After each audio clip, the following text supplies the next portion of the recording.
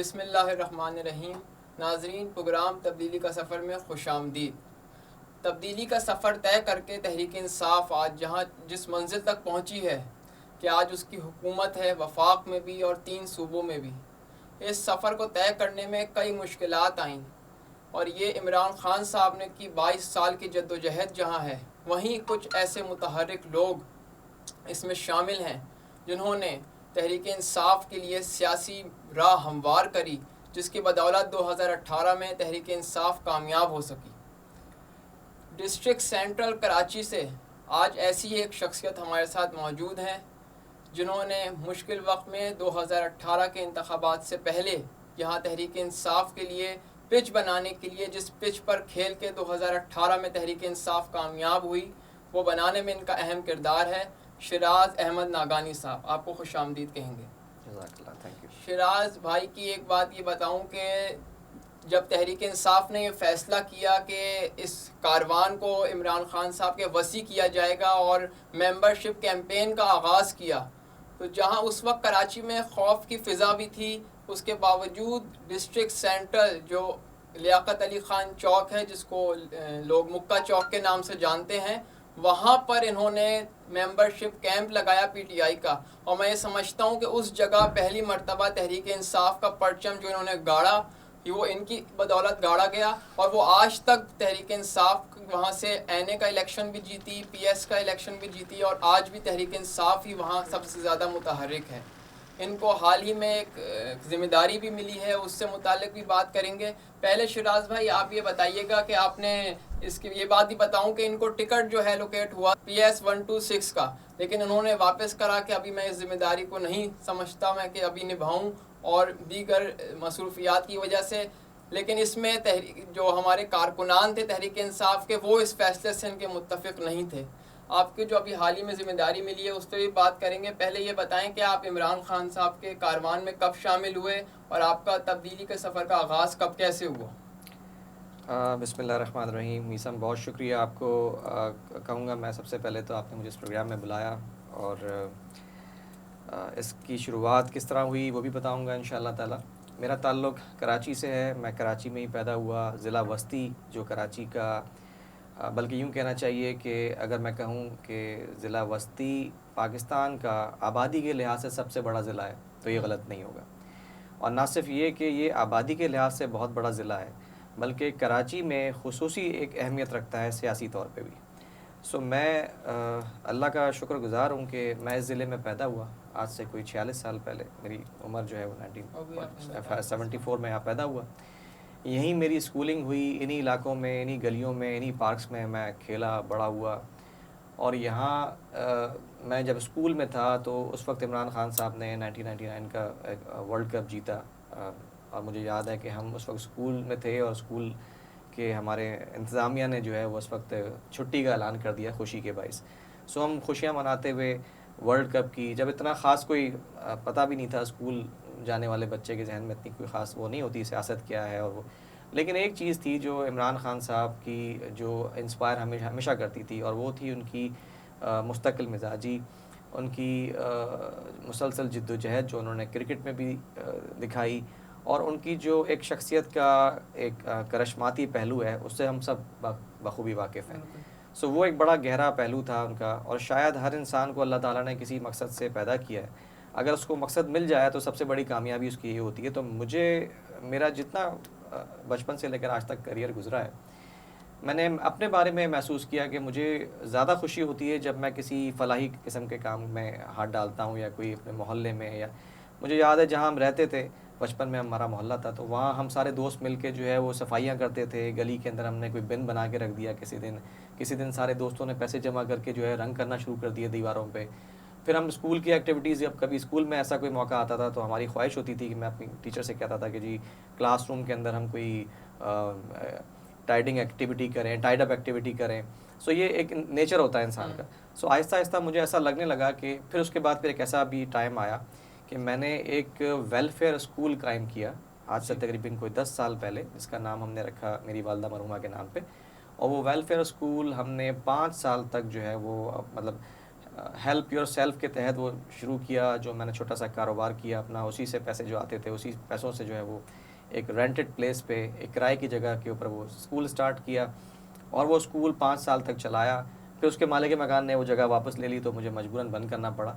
ये सारी बातें बताने के इंसान का कोई मकसद होता है या कोई उसकी शख्सियत के अंदर का एक पहलू होता है। सो मैं आज जब कभी अपने बारे में असेसमेंट करता हूँ तो मुझे ऐसा लगता है कि शायद मुझे अल्लाह ताला ने शायद इसलिए बनाया पैदा किया कि मैं कुछ फलाही काम कर सकूँ, अपने माशरे को बेहतर करने के लिए कुछ काम कर सकूँ। तो आखिर में मुझे ऐसा लगा 2012 में जब मेरी बेटी पैदा हुई, मुझे ये इसलिए याद रहेगा इंशाअल्लाह ताला हमेशा, मैंने पाकिस्तान तहरीक इंसाफ कब ज्वाइन की 19 अप्रैल 2012 और लाहौर में था मैं, और मेरी बेटी पैदा हुई थी। तो मैंने अपने आप से एक अहद किया कि मैं एक ऐसे दिन पार्टी ज्वाइन करूँगा जिस दिन मेरी बेटी की डेट ऑफ बर्थ हो। सो वो 19 जनवरी को पैदा हुई थी और उसके 4 महीने बाद 19 अप्रैल को मैंने पीटीआई ज्वाइन की पहली मरतबा, और ये सोच के ज्वाइन की कि पाकिस्तान तहरीक इंसाफ एक ऐसा प्लेटफॉर्म था जो कराची में रहते हैं वो जानते हैं। हमने यहाँ पर 30-35 साल तक सियासी जमातों को जो उन्होंने यहाँ किया, जो खून रेजी की, जो पब्लिक पार्क्स को जो है उन्होंने कॉलोनीज़ बना दिया, जिन पार्क्स में मैं खेल के बड़ा हुआ आज मैं देखता हूँ वो पार्क्स जो हैं वो चाइना कटिंग की नज़र हो गए। सो ये सारे जुल्म हम देखते आए 30-35 साल। मैं जब स्कूल लाइफ से यहाँ तक पहुँचा हूँ तो मैंने बहुत सारे जुल्म और सितम सड़कों पे देखे हैं। हम सब कराची के लोग जो हैं वाकिफ़ हैं। सो जहन में एक खलिश थी, जहन में एक तकलीफ़ थी कि मुझे कुछ करना है अपने मोहल्ले के लिए, अपनी गली के लिए, अपने इलाके के लिए, अपने शहर के लिए। ये था वो जज्बा जिसकी वजह से मुझे एक लगा कि एक इमरान खान एक ऐसा वाहिद लीडर है जिसके ऊपर मैं भरोसा कर सकता हूँ। अपने दाएं बाएं देखता हूँ तो मुझे कोई ऐसा चेहरा नज़र नहीं आता कि जिसके ऊपर मैं भरोसा करके कह सकूँ कि हाँ वाकई कुछ मुल्क के लिए अच्छा करेगा। सो पाकिस्तान तहरीक इंसाफ 2012 19 अप्रैल को मैंने ज्वाइन की और आहिस्ता आहिस्ता अपनी खिदमात देता रहा, दामे दरमे सुखने जो हम कर सकते थे आज भी वही कर रहे हैं। फिर पार्टी ने एक ऐसा वक्त भी आया कि मैं नहीं जानता था कि कौन इस वक्त लीडरशिप में बैठे हैं, कौन लोग हैं, लेकिन एक फ़ोन कॉल आई मेरे पास और मुझे बताया गया कि जी हम चाहते हैं कि जी अब आप अपने इलाके से जो है इलेक्शन में कॉन्टेस्ट करें। तो वो टिकट भी पार्टी ने मुझे ऑफ़र किया। खैर मैंने वो इसलिए नहीं लड़ा कि जैसे भी आपने ख़ुद भी बताया कि कुछ मैंने ये महसूस किया कि ये मेरी कैपेसिटी से शायद इस वक्त अभी ज़्यादा होगा ये ज़िम्मेदारी। मुझे अपना घर भी देखना है, मुझे अपने काम को भी टाइम देना है, और मैं अगर ये ज़िम्मेदारी भी ले लेता हूँ तो कहीं ऐसा ना हो कि मैं उस ज़िम्मेदारी से इंसाफ ना कर सकूँ। मेरी नीयत अगर ये होती कि मुझे पैसा बनाना होता, मुझे कब्ज़े करने होते या 2 नंबरी करनी होती, तो ये मेरे लिए बड़ा एक बेहतरीन मौका था कि मैं कोई MPA बनता और ये सारा कुछ करता। लेकिन मेरी नीयत मुझे पता है, अल्लाह को जवाब देना है। सो मैंने ये सोचा कि नहीं, इस वक्त मैं भी ये काम नहीं करना चाहिए मुझे, ये मेरी कैपेसिटी मेरी इस्ताअत से ज़्यादा है, ज़िम्मेदारियाँ बहुत ज़्यादा होंगी, तो पहले मैं अपने आप को थोड़ा सा लाइक कर लूँ, लेकिन जब ऐसा मौका आएगा तो इंशाअल्लाह ताला कॉन्टेस्ट दोबारा करूँगा। अच्छा, आपको अभी हाल ही में जनरल सेक्रेटरी डिस्ट्रिक्ट सेंट्रल की जिम्मेदारी मिली है जी। आपने जिस तरह बताया कि आपकी दिली और जज्बाती वाबस्तगी है तहरीक इंसाफ से, और आपकी सियासत के लिए जब इस प्लेटफॉर्म के ही इंतज़ार में थे आप, वरना आप सियासत में ही नहीं होते, बिल्कुल आप फलाही काम जो कर रहे हैं वो कर रहे होते। तो अब इस जो कि दिली और आपकी वाबस्तगी है सियासी जमात से, तो इसको इस डिस्ट्रिक्ट में नंबर 1 बनाने के लिए और मजबूत तरीन करने के लिए आपकी क्या आगे की हिकमत अमली है? बहुत अच्छा सवाल किया है मीसम आपने। मैं अपने पिछले एक हफ़्ते से जब से ये अनाउंसमेंट हुई है, कराची की लीडरशिप ने मुझे फिर दोबारा से एक मौका दिया है सर्व करने का। मैं सबसे पहले तो शुक्रिया अदा करूँगा अपनी कराची लीडरशिप का कि जिन्होंने मुझ पर भरोसा किया, मुझे इस लायक समझा कि मैं इस काम को कर सकूँ। गो कि ये बड़ा मुश्किल काम है, लेकिन मैंने अपने लीडर इमरान खान से एक बात सीखी है कि जो मुश्किल टास्क लेता है वही दरअसल लीडर होता है। सो मैं अल्लाह के ऊपर तवक्ल करके इस ज़िम्मेदारी को मैंने कबूल किया, और अब मेरा ऑब्जेक्टिव ये है कि सबसे पहली बात तो ये है कि हमारे जो कारकुनान जो दिल बर्दाश्ता हो के या किसी और वजह से, किसी और खामी की वजह से हमारी जो है वो अपने घरों को बैठ गए थे, मैं चाहूँगा कि उनको दोबारा से जोड़ूँ। और आज सारा दिन भी मेरा इसी में गुजरा है, कल का दिन भी इसी में गुजरा, और अब बाकायदा हमने आज अनाउंसमेंट कर दी है कि रोज़ाना की बुनियाद पे हम कम से कम 4 यूसीज़ अपने इलाके की, अपने डिस्ट्रिक्ट की जो है वो विज़िट करेंगे। उन सारे कारकुनान को दोबारा से धारे में लेकर आएंगे जो मायूस हो गए थे या नाराज़ थे या जो भी वजूहात थी। एक तो मेरा बुनियादी काम ये होगा जो इस मनसब पे आने के बाद मैं पहले प्रायोरिटी पर रखता हूँ। दूसरी बात ये कि पहली मर्तबा डिस्ट्रिक्ट सेंट्रल को इंशाअल्लाह ताला डिजिटलाइज़ करने का इरादा है मेरा, जिसका पहला कदम हमने कल ही उठा लिया है। वो डिजिटलाइज़ क्या होगा कि हम तमाम वर्कर्स को एक रजिस्ट्रेशन करेंगे उनकी बाकायदा सिस्टमेटिक तरीके से। इसके लिए एक ऐप तैयार कर रहे हैं इंशाअल्लाह ताला, 1 से 1.5 हफ्ते में इंशाअल्लाह वो ऐप जो है वो आप सबके मोबाइल्स पे भी नज़र आएगी आपको। और इस ऐप के ज़रिए हम सारे वर्कर्स को अपने रजिस्टर्ड करेंगे, उनको डिजिटलाइज़ करेंगे। उनका डाटा जो है वो हमारे लिए बहुत ही इस वक्त जिसकी बड़ी अशद ज़रूरत थी। बहुत सारे कारकुनान हमारे जो हैं उस बात का गिला करते हैं कि उनकी कोई पहचान नहीं है, उनकी कोई शनाख्त नहीं है। कहीं कोई परेशानी में होता है, किसी थाने कचहरी का मसला होता है, तो वो कहता है जी मेरी कोई पहचान नहीं है, मैं 22 साल से वर्कर हूँ लेकिन मेरी कोई पहचान नहीं है। सो ये एक मेरा एजेंडा है कि इंशाअल्लाह ताला हम इसको इस पूरे ज़िले के वर्कर्स को कम से कम मेरे ख़्याल में 2000 वर्कर्स हैं हमारे ऐसे जिनको रजिस्टर्ड करेंगे इंशाअल्लाह ताला। और इसके बाद हम दर्जा बदर्जा उनकी कैपेसिटी को देखते हुए तंजीम साजी की तरफ लेकर आएंगे। ये है मेरा मेन ऑब्जेक्टिव। जो जिस तरह आपने बताया कि कुछ लोग जो हैं वो बहुत ज़्यादा जो मुतहर्रिक थे इलेक्शन से पहले, लेकिन वो मायूसी का शिकार होकर अपने वापस घरों में बैठ गए हैं और पार्टियां मुतहर्रिक नहीं हैं, और आप समझते हैं कि उनको पार्टी को भी उनकी ज़रूरत है और वो चेहरे सामने आने चाहिए, तो उन मायूस वर्कर्स को अपने डिस्ट्रिक्ट के आप क्या पैगाम दें? देखिए, मैं इस प्लेटफॉर्म, इस प्रोग्राम के तवज्जुह से अपने तमाम वर्कर्स को एक बात ये कहना चाहता हूँ कि हमें हमारे नबी सल्लल्लाहु अलैहि वसल्लम ने कह दिया है कि मायूसी हमें करनी नहीं है। हमारा लीडर हर रोज़ ये बात कह रहा है कि मायूसी नहीं करनी है, मायूस नहीं होना है और घबराना नहीं है। इसके पीछे एक बड़ी गहरी बात है। जब नबी सल्लल्लाहु अलैहि वसल्लम ने कह दिया कि हमें मायूस नहीं होना, अल्लाह ख़ुद कह रहे हैं कि मायूस नहीं होना, मुझसे उम्मीद रखना, तो हम सारे वर्कर्स को ये चाहिए कि ये पॉलिटिकल लाइफ के अंदर अप एंड डाउन्स आते हैं, नशेब व फराज आते हैं। आप मत घबराइए इन बातों से कि माजी में क्या हुआ, कुछ गलत फ़ैसले हो गए या कोई भी अगर ऐसी बात हुई जो आपके मिजाज के या आपकी ख्वाहिश के मुताबिक नहीं हुई, आप परेशान ना हो। इंशाअल्लाह ताला बेहतरी आएगी और हम अपनी गलतियों से सीखते हैं। मैं ये नहीं कह रहा कि मैं कोई परफेक्ट हूँ या मैं बहुत कोई एक्सपर्ट हूँ, लेकिन मैं चाहता हूँ कि अगर कोई पीछे मुझसे पहले अगर ये ओहदा किसी के पास था, उससे अगर कोई गलती हुई तो मैं उस गलती से सीखूँगा, उस गलती को दोबारा नहीं दोहराऊँगा। और उसका अमली सबूत ये है कि हमने जिस दिन से हमारी अनाउंसमेंट हुई है, हमने उसके अगले दिन से जो है सारे लोगों से मिलना शुरू किया है। मीसम आपके प्रोग्राम में आने की आखिर की वजह भी शायद ये हुई कि हम मुसलसल लोगों से राब्ते कर रहे हैं। लोगों के शिकवे बहुत ज़्यादा हैं, लोगों की मायूसी ज़्यादा है, तो उसको ख़त्म करने की कोशिश कर रहे हैं और जो गलतियाँ माजी में हो गई थी उनको दोबारा इंशाल्लाह नहीं दोहराने की कोशिश होगी। सियासी जमातों में जब वो इक़्तिदार में आती हैं या उरूज पर आती हैं तो हर तरह के लोग उसमें शामिल होते हैं। किसी को आइडेंटिफाई नहीं किया जाएगा या मुफाद परस्त नहीं कहना चाहिए, लेकिन आते हैं, हर तरह के शामिल होते हैं। लेकिन कुछ ऐसे जिनका क्रिमिनल रिकॉर्ड है या किसी गैर कानूनी सरगर्मी में मुलव्विस रहे हैं, वो उन जो आप आइंदा तंजीम अगर अपने अंडर बनाने जा रहे हैं उन ओहदों पे ना आए, इसके लिए आपने क्या पॉलिसी बनाई है? बहुत अच्छा सवाल है मीसम, और माजी में ये बिल्कुल एक फ़ैक्टर रहा है। 2018 के बाद जिस तरह जोग दर जोग लोग हमारे पार्टी में शामिल हुए हैं, जितनी स्पीड से लोगों ने हमारे तंजीम में शमूलियत इख्तियार की, उसमें नो डाउट कि कुछ ऐसे एलिमेंट्स भी आ गए होंगे जो कोई क्रिमिनल रिकॉर्ड रखते हों या जिनको कोई पॉलिटिकल शेल्टर की ज़रूरत थी।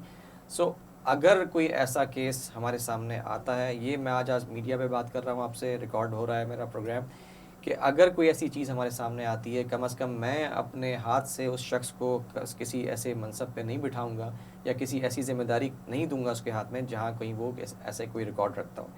सो पार्टी से बेशक गलती हो सकती है, हम सब इंसान हैं, कोई गलत फ़ैसला हो सकता है, लेकिन दानिस्ता तौर पे मैं अपने मिजाज को जानता हूँ। अल्लाह से मैं एक वादा करके हर रोज़ नमाज में बात करता हूँ अल्लाह से कि मेरे हाथ से कम कोई ऐसा फ़ैसला ना हो कि कोई मुझे ये उंगली उठा सके कि जी शिराज साहब को ये पता था और उनके बावजूद भी उन्होंने किसी को ऐसा जिम्मेदारी दी है। सो इंशाअल्लाह ताला इससे पूरी उम्मीद रही है। तहरीक इंसाफ के कारकुनान में एक ये सोच भी पाई जाती है कि जो मुंतखब अरकान हैं वो कौमी असम्बली में हों या सूबाई असम्बली में, वो अपना वहाँ पर किरदार अदा करें और लेजिस्लेशन में हिस्सा लें, लेकिन सियासी ओहदों पर ना आए, वो तंजीमी बंदे चलाएँ। इस पर आपका क्या पॉइंट ऑफ व्यू है? देखिए, इस पर मेरा पॉइंट ऑफ व्यू बड़ा वाज़े है। पाकिस्तान तहरीक इंसाफ, हर जमात, हर सियासी जमात का एक कल्चर होता है। हमने अपने माजी में देखा, जो माजी में कराची में स्टेक होल्डर जमात कहलाती थी या जो ये दावा करती थी कि जी कराची का 99% वोट हमारा है, हम उसके स्ट्रक्चर को कम से कम फॉलो नहीं कर सकते। उनका सियासी स्ट्रक्चर, उनका पॉलिटिकल ऑर्गेनाइजेशन किसी और बेसिस के ऊपर जो है वो खड़ी हुई थी। उनके उनके जो रिसोर्सेज हैं इलेक्शन को कॉन्टेस्ट करने के, कैंडिडेट्स को सिलेक्शन करने के, कैंडिडेट्स को इलेक्शन लड़वाने के, वो बिल्कुल मुख्तलिफ थे और हमारे बिल्कुल मुख्तलिफ हैं। अगर मैं ये कहूँ कि जी मैं एक ऐसी पार्टी का स्ट्रक्चर फॉलो करूँ, तो फिर मेरी पार्टी के लिए लाजमी है कि वो कैंडिडेट्स को भी उसी तरह फैसिलिटेट भी करे जिस तरह वो दूसरी जमात को करती थी, दूसरी जमात। हमारी पार्टी का कल्चर डिफरेंट है। देखें, यहाँ पर हेल्प योर सेल्फ, अपनी मदद आपके तहत हम यहाँ पर सारे वर्कर्स हैं, आप भी माशाल्लाह जानते हैं इसको, पूरे सेटअप को। ऑर्गेनाइजेशनल स्ट्रक्चर हमारा जो है वो मुख्तलिफ है। होता ये है कि हमारे यहाँ जो एक कैंडिडेट आता है, जैसे मैंने भी आपसे थोड़ी देर पहले भी ये कहा कि मैंने इलेक्शन क्यों नहीं लड़ा, कि मेरे पास वो माली वसाइल उस वक्त मौजूद नहीं थे। मैंने सोचा कि बेहतर है कि मैं किसी एक बेहतर छोटी पोजीशन पे काम करता रहूं और अपने से ज़्यादा फाइनेंशियल स्ट्रॉन्ग कैंडिडेट को यहाँ पर मौका दूं, और ऐसा ही हुआ। आपने देखा जो मेरी सीट पे जिन्होंने कॉन्टेस्ट किया, उमर उमेरी, आज माशाल्लाह वो एमपी हैं, क्योंकि वो सकत रखते थे सारी चीज़ों को मैनेज करने की। इस वक्त हमारी पार्टी के अंदर दो राय मैं देखता हूँ कि पाई जाती हैं। एक कहते हैं जी वो उस वाली प्रैक्टिस को अप्लाई कीजिए जो कराची में मौजूद माजी की जमातें थी, और एक कहते हैं कि ये पॉसिबल नहीं है। मैं ये कहूँगा कि हमें बजाय किसी और जमात को फॉलो करने के, हमारी अपनी पार्टी का जो स्ट्रक्चर है उसके मुताबिक हमारे एमएनए, एमपीएस और तंजीम हमें लाजिम और मलजूम हैं दोनों एक दूसरे से। यानी कि पार्टी के का पॉलिटिकल स्ट्रक्चर जिसे आप तंजीम कहते हैं, तंजीम बग़ैर एमएनए, एमपीए के सपोर्ट के इतनी फाल नहीं हो सकती। इसी तरह एमएनए, एमपीए भी, अगर जैसे आप देख रहे हैं, मैं आपको मुख्तसरन ये बताना चाहता हूँ, इस वक्त हमारे पास लोकल बॉडी नहीं है, आप भी जानते हैं। इस वक्त हमारे पास प्रोविंशियल गवर्नमेंट भी नहीं है सिंध में। होता क्या है कि आप, मैं, हम सब रोज़ाना देखते हैं हमारे गली मोहल्लों में कोई सीवरेज का मसला है, कहीं कोई पार्क में लाइट नहीं है, कहीं पार्क टूटा हुआ है, ये काम कौन कराएगा? होता क्या है, अल्टीमेटली हमारा वर्कर अपने एमएनए या अपने एमपीए को अप्रोच करता है कि जनाब ये काम मेरे इलाके में करवा दीजिए। हालांकि ये काम उसके डोमेन में आता नहीं है, लेकिन क्या होता है कि वो एमपीए या वो एमएनए अपनी ज़ाती असर और रसूख को इस्तेमाल करते हुए इदारों पर जो है वो प्रेशर डाल के वो काम करवा देता है। अगर हम उस एमपीए, एमएनए को एक साइड लाइन कर दें थोड़ी देर के लिए, आप सोच लें, वर्कर या पार्टी के पास इतनी उसकी से नहीं होती इदारों में कि वो अपना काम एक पार्टी का ओहदा लेके जाए और वो काम करवा सके। ये इसका प्रैक्टिकल आपके पास भी मौजूद है। मैं ये चाहता हूँ इस मौके पे आप सब जो मेरे वर्कर्स इस वक्त इस प्रोग्राम को देखेंगे या सुनेंगे, एक बात ज़रूर जहन में रखें कि देखें, आपका एमपीए और आपका एमएनए जो है वो भी पार्टी का एक पॉलिटिकल वर्कर था, तभी इसको पार्टी ने टिकट दिया है। वो, आप मेरी मिसाल ले लीजिए, अगर मैंने कॉन्टेस्ट किया होता और मैं एमपीए बन जाता, तो क्या आपको लगता है कि मैं सियासी वर्कर नहीं था, पॉलिटिकल वर्कर नहीं था, मैं तंजीमी आदमी नहीं था? मैं पहले तंजीमी आदमी था। अगर मैं एमपीए बन जाता तो मैं तंजीमी आदमी ही था। लिहाजा ये कहना कि तंजीम को अलग कर दीजिए और एमपीए, एमएनए को अलग कर दीजिए, ये नुकसान का बायस बनेगा। हमने इसका प्रैक्टिकल अभी करके भी देखा है। हमने अभी जो माजी की जो अभी काबीना गई है जिला बस्ती की, उसकी भी यही ख्वाहिश थी कि इसको अलग रखा जाए। बेशक ये अच्छा है, आइडियल यही होता है, लेकिन इस वक्त ये मौजूदा सूरत हाल में इसलिए मुमकिन नहीं होगा कि आपके वर्कर्स के पास कोई लोकल बॉडी की इख्तियारात नहीं है, ना कोई आपका लोकल बॉडी का ज़िम्मेदार है। हमारे पास चंद एक जो काउंसलर्स थे ज़िला बस्ती में, वो भी अब डिज़ोल्व हो गई, चूँकि मुद्दत पूरी हो गई, वो पावर्स भी ख़त्म हो गई। दो चार जो हमारे काउंसलर्स थे वार्ड्स के अंदर, अब उनकी वो भी ताकत उनके पास से चली गई है। लिहाजा फॉर द टाइम बीइंग, कुछ वक्त के लिए आप अपने एमपीएस को, एमएनएस को ये मौका दें कि वो आपके साथ खड़े हों। उसमें हम तंजीमी लोगों का भी फ़ायदा है। मेरा मौक़िफ़ ये है। एक मुख्तसर वक्फा, हम दोबारा हाजिर होते हैं।